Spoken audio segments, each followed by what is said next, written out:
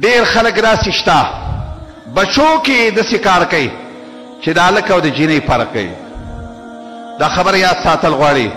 ستا هلک دی که ستا جینۍ ده، اول خو دا خبره یاد ساته که ته د خپلې لور په راوړلو باندې خفه شوې، رب العالمین په قرآن کې وایي چې دا د مشرکانو د مکې صفتو چې کله به لور وشوه واذا بشر احدهم بالانثى ظل وجهه مسودا وهو كظيم يتوارى من القوم من سوء ما بشر به. رب العالمین وایي چې کم سړی په لور خفه کېږي دا صفت د مشرکانو د مکې دی چې هغوی به د خپلې لور په راوړلو باندې خفه کېدو.